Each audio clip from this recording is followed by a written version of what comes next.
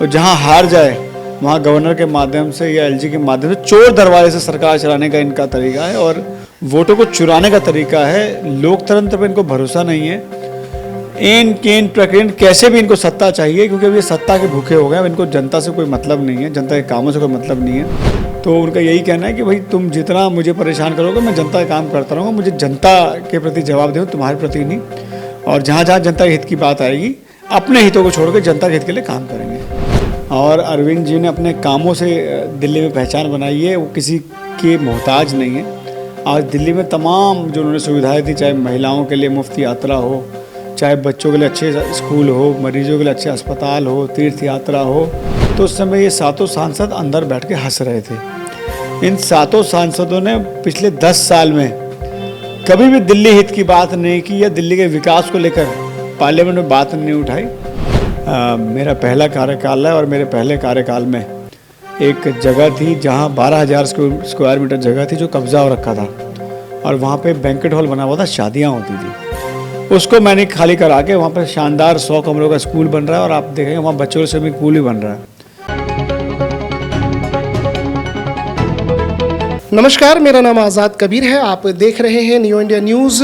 आज इस वक्त न्यू इंडिया न्यूज़ की टीम द्वारका विधानसभा क्षेत्र में हम मौजूद हैं और हमारे साथ इस वक्त बात करने के लिए आम आदमी पार्टी के युवा चेहरा, युवा सेवक, युवा जनप्रतिनिधि विनय मिश्रा जी हैं।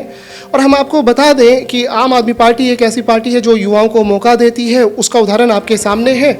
और सर से मिलवाते हैं। विनय जी, बहुत बहुत स्वागत है सर न्यू इंडिया न्यूज़ पे आपका।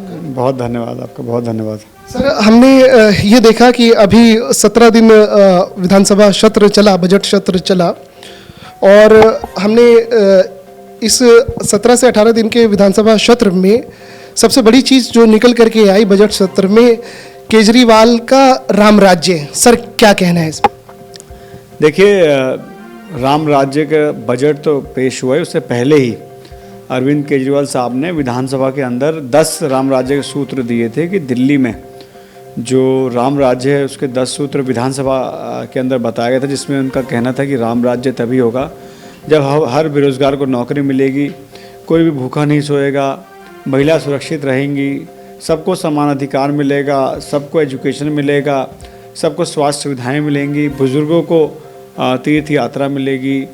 तो सारे सूत्र उन्होंने बताए। और ये जो बजट वो राम राज्य का इसलिए था क्योंकि बाकी पार्टियां सिर्फ लोगों को बरगला रही है, राम के नाम पे सिर्फ वोट लेने का काम कर रही है, पर आम आदमी पार्टी ऐसी पार्टी है जो राम राज्य को सही मायने में स्थापित कर रही है और जो सूत्र राम राज्य के होने चाहिए उसको अमल में ला रही है। और आज आप देखिए दिल्ली में आज जिस समय समय पे आप देखिए हर दिन एक स्कूल का उद्घाटन हो रहा है, अस्पताल बेहतर हो गए। महिलाओं के सम्मान की अगर मैं बात करूं तो मुख्यमंत्री महिला सम्मान योजना जो इस बार लेके आए, जिसमें महिलाओं को प्रत्येक महीना 18 वर्ष से जो बड़ी ऊपर होंगी ऊपर उनको 1,000 रुपये मिलेगा। तो तमाम ऐसे जो सूत्र हैं जो उन्होंने दिए और आज दिल्ली राम राज्य की ओर अग्रसर है। सर, हमने ये देखा कि चाहे दिसंबर में विंटर सेशन था, शीतकालीन सत्र था, दिसंबर में भी दिल्ली विधानसभा चल रही थी। इस बार भी अभी काफ़ी लंबा सेशन चला, 17 दिन का, 18 दिन का लगभग। तो एक बातें वहाँ पे जो निकल करके आई सर कि ये जो आप भी हैं विधानसभा में, आप अपने इलाके की द्वारका के मुद्दे हो या पूरे दिल्ली का मुद्दा हो, जो जनरल इशू है, 70 विधानसभा सीटें आती हैं अलग अलग, तो सबके मुद्दे उठाते हैं, आप अपने इलाके का भी उठाते हैं। एलजी जो है, बार बार ये बात निकलती है कि ना एलजी जो लोकतंत्र में चुनी हुई सरकार है उनके काम को रोकते हैं और इससे बहुत नुकसान हो रहा है। देखिए, केंद्र में जो भी सरकार बैठी हुई है, मोदी जी जो हमारे देश के प्रधानमंत्री हैं, उनका एक ही ध्येय कैसे सरकार को चलाए, जहां जीत जाए वहां मुख्यमंत्री के माध्यम से और जहां हार जाए वहाँ गवर्नर के माध्यम से या एलजी के माध्यम से चोर दरवाजे से सरकार चलाने का इनका तरीका है और वोटों को चुराने का तरीका है। लोकतंत्र पर इनको भरोसा नहीं है। इन केन प्रकृति कैसे भी इनको सत्ता चाहिए, क्योंकि अब ये सत्ता के भूखे हो गए। अब इनको जनता से कोई मतलब नहीं है, जनता के कामों से कोई मतलब नहीं है, इनको सिर्फ और सिर्फ सत्ता चाहिए। तो आप देखिए दिल्ली में सुप्रीम कोर्ट ने ऑर्डर दिया, सुप्रीम कोर्ट ने ऑर्डर पास किया कि दिल्ली की चुनी हुई सरकार जवाबदेह है। तो चुनी हुई सरकार को सारी शक्तियाँ होनी चाहिए, वो अफसरों की ट्रांसफर पोस्टिंग करे और उसको अफसर रिपोर्ट करे। पर देखिए ये चोर दरवाजे से ऑर्डिनेंस लेके आए और वो शक्ति वापस छीन ली और आज अफसर दिल्ली में अफसरशाही हावी है। दिल्ली में अफसर काम नहीं कर रहे हैं, अफसर साइन नहीं कर रहे हैं।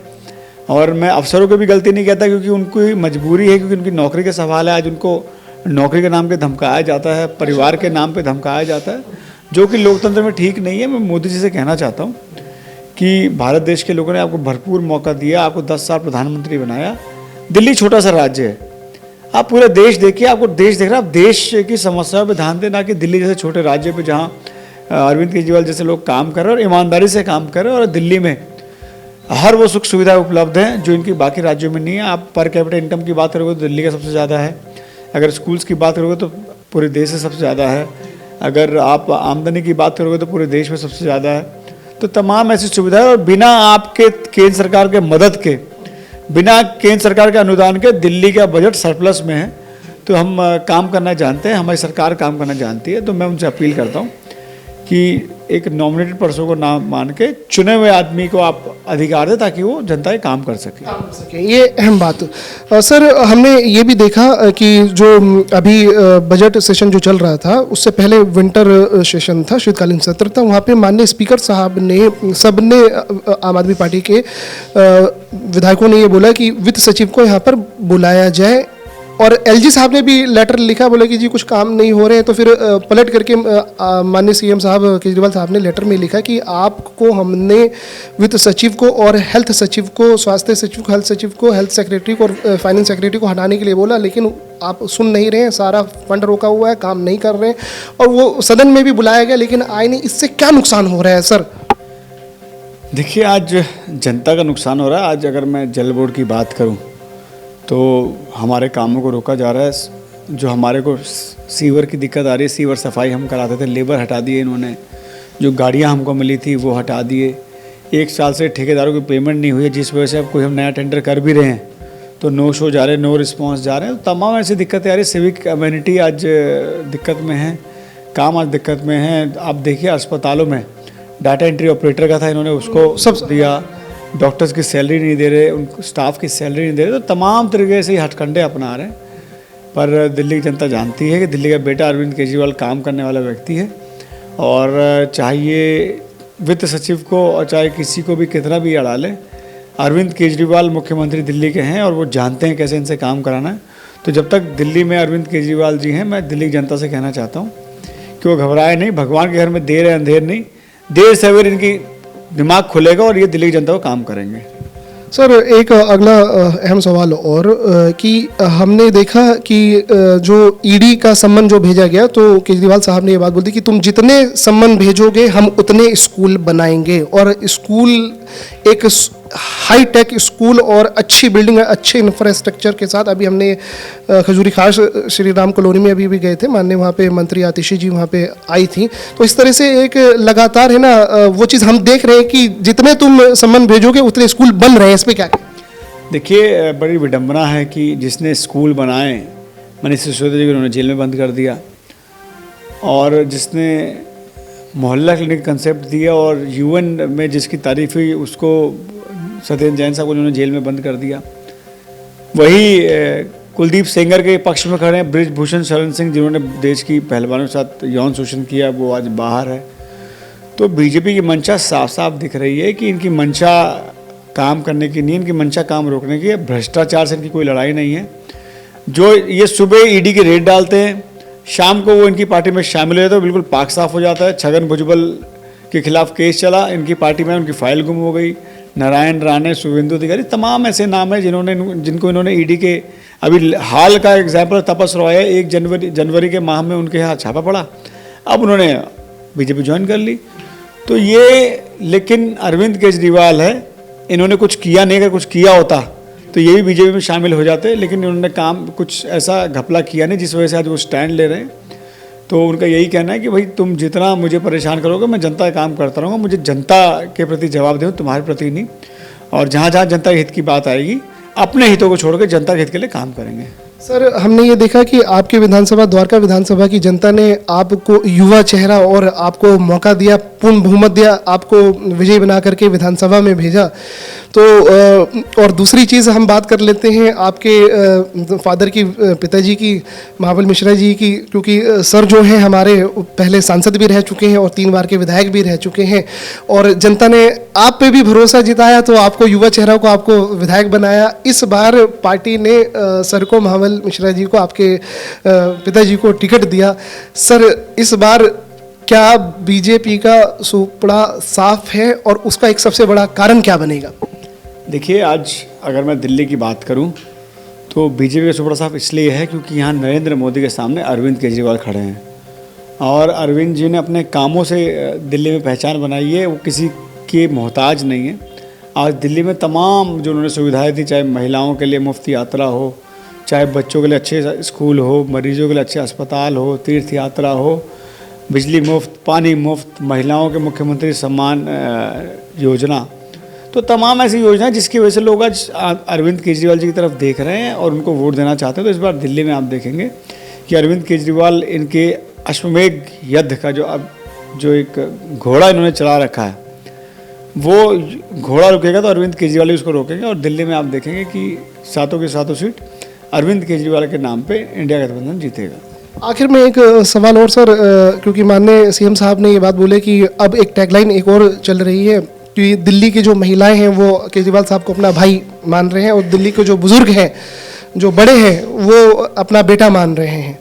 तो ये आशीर्वाद, और केजरीवाल साहब ने अभी जो कहा कि हमें 7 सीटें आप दे दें, और फिर किसी की हिम्मत नहीं होगी कि है ना कोई काम रोक दे, कोई अड़ंगा लगा दे, कोई भी हो, चाहे वो अफसरशाही हो या एलजी हो, या एलजी साहब हावी हो जाएं। इस पर क्या कहेंगे? देखिए, अरविंद जी ने ये सब बात इसलिए कही क्योंकि दिल्ली के जब हितों को छीना जा रहा था, दिल्ली के लोगों के वोट के अधिकार को छीना जा रहा था, जब ये पार्लियामेंट में ऑर्डिनेंस लेके आए, जब दिल्ली की लोगों ने जिसको वोट दिया उसकी शक्ति छीनने की बात आई, तो उस समय ये 7 सांसद अंदर बैठ के हंस रहे थे। इन 7 सांसदों ने पिछले 10 साल में कभी भी दिल्ली हित की बात नहीं की या दिल्ली के विकास को लेकर पार्लियामेंट में बात नहीं उठाई। तो अरविंद जी ने इसलिए कहा कि अगर ये 7 सांसद मुझे दे दोगे तो जो काम दिल्ली सरकार का है वो दिल्ली सरकार करेगी, और जहाँ जहाँ केंद्र सरकार हस्तक्षेप करेगी वहाँ ये 7 सांसद पार्लियामेंट में आवाज़ उठा के उनकी मंशा को रोकेंगे और दिल्ली के विकास के भागीदार बनेंगे। सर, ये अपने इलाके में जो अपनी जो जनता है विधानसभा की, थोड़ी सी बात कर लेते हैं।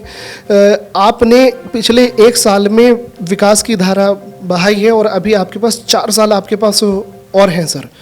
तो बड़े प्रोजेक्ट क्या है सर यहाँ पे जनता के लिए? आपने क्या सोचा? जब आप पहले दिन आपने शपथ लिया था तो आपने ये सोचा होगा कि मैं अपने जनता के लिए इतना काम कर दूंगा कि है ना जनता याद रखेगी, वो ड्रीम प्रोजेक्ट। देखिए, 4 साल मुझे बने हुए हो गए, 1 साल चुनाव में बचा हुआ है। तो मैं अगर बात करूं, आप मेरी विधानसभा में जाके देखिए कि मेरा पहला कार्यकाल है, और मेरे पहले कार्यकाल में एक जगह थी जहां 12,000 स्क्वायर मीटर जगह थी जो कब्जा हो रखा था, और वहां पे बैंक्वेट हॉल बना हुआ था, शादियां होती थी। उसको मैंने खाली करा के वहाँ पर शानदार 100 कमरों का स्कूल बन रहा है, और आप देखेंगे वहाँ बच्चों के स्विमिंग पूल भी बन रहा है। और अभी हमने सागरपुर को कनेक्टिविटी एक थी, हमने सागरपुर पे काली माता पे भी एक पुल बना के कनेक्टिविटी दी है। अंदर हमने तमाम तरह की सुविधाएं दी। इंद्रप्रस्थ पार्क आप देखेंगे उसमें हमने विकास किया। हमने बारात घरों का जीर्णोद्धार किया है, जहाँ 30 साल 40 साल से पानी नहीं था वहाँ पानी पहुँचाया।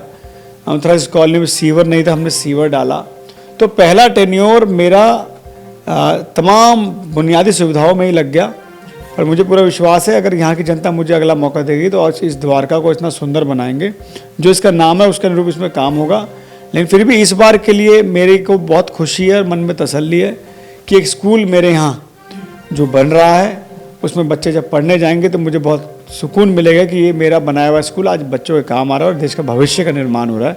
ये मेरे सबसे बड़ी खुशी की बात होगी। दादेव अस्पताल जो 68 बेड का हुआ करता था अब वो 180 बेड का होने जा रहा है, तो 100 बेड की बढ़ोतरी हो रही है। तो जब यहाँ पे हमारी माताएं बहनें जब प्रसव के दौरान डिलीवरी कराने आती है, तो जब डिलीवरी कराई तो मुझे तसल्ली हुई, जहाँ पहले मात्र 68 परिवार करा पाता था अब वहाँ लगभग 200 करीब परिवार डेली वहाँ इलाज कराएगा। तो तमाम ऐसी चीज़ें जो मुझे लगता है कि मैंने की है और आने वाले समय में जनता को उसका हित मिलेगा, उसको फ़ायदा मिलेगा। सर अंत में अपने देवतुल्य जनता से महाबल मिश्रा जी के लिए, अपने फादर के लिए, क्योंकि आम आदमी पार्टी ने उनको लोकसभा का प्रत्याशी बनाया है वेस्ट दिल्ली से, क्या अपील करना चाहिए? मैं पहले तो माननीय मुख्यमंत्री श्री अरविंद केजरीवाल को धन्यवाद करूंगा कि उन्होंने महाबल मिश्रा साहब जैसे कार्यकर्ताओं को टिकट दिया। जहाँ तक महाबल जी की बात है, अरविंद जी के साथ कंधे से कंधा मिला के दिल्ली की लड़ाई लड़ते रहेंगे, आपके हितों की बात करते रहेंगे। और सबसे बड़ी बात, एक ऐसा नेता जो आपसे बिल्कुल दूर नहीं है, आप जब कहेंगे 24 घंटे आपके बीच में है। और आपने देखा होगा हारने के बाद भी सुख में दुख में, जीवन मरण, लाभ हानि हर समय आपके साथ रहे। तो अगर आप चाहते हैं कि ऐसे नेता को चुने जिसके पास जाने से पहले सोचना ना पड़े, जिसकी जवाबदेही आपके प्रति और जो आपको हमेशा मिले, तो ऐसे आसान उपलब्ध नेता को लाएं और अपने काम कराएं। बहुत बड़ी बात यहाँ पर आपने 2 और 3 अहम बातें सुनी। सबसे बड़ी चीज़ कि आपके प्यार और आपके आशीर्वाद से आपने अपने युवा नेता को बनाया, और सबसे बड़ी अब जिम्मेदारी ये है कि अब 18वीं लोकसभा का जो चुनाव हो रहा है और महाबल मिश्रा जी प्रत्याशी हैं वेस्ट दिल्ली से। दिल्ली की जनता आपने दिल्ली विधानसभा में आम आदमी पार्टी को पहुंचाया और एमसीडी में आपने पहुंचाया, डबल इंजन की सरकार बनाई। अब जो थर्ड लेयर, जो टॉप मोस्ट का लेयर होता है यानी पार्लियामेंट, तो वहाँ पर भी आपकी ट्रिपल इंजन की सरकार अगर आप बना करके देते हैं, ये अब आपको फैसला करना है, क्योंकि आपके एमएलए आपके अपने हो जाएंगे और आपके सांसद अपने हो जाएंगे। आपने आशीर्वाद दिया, तो ये अब आपको देखना है, अपने वोट का सही इस्तेमाल करिएगा। और पिछले 4 साल के काम, विनय मिश्रा जी के काम, जो विकास कार्य, चाहे वो स्कूल की बात हो या हेल्थ की बात हो या हॉस्पिटल की बात हो या और भी जो जितने ज़रूरी मुद्दे हैं, वो सब उन्होंने किया है। और हम न्यू इंडिया न्यूज़ एक एक जो विकास कार्य हैं उसको हम आप तक लेकर के आएंगे, दिखाएंगे। आप बने रहिए न्यू इंडिया न्यूज़ के साथ। वीडियो जर्नलिस्ट हमारे साथ ग्यास सरवर थे और ये आज़ाद कबीर मैं आपके सामने बातचीत दिखा रहा था। सर विनय जी बहुत बहुत धन्यवाद। बहुत बहुत धन्यवाद आपका भी, थैंक यू।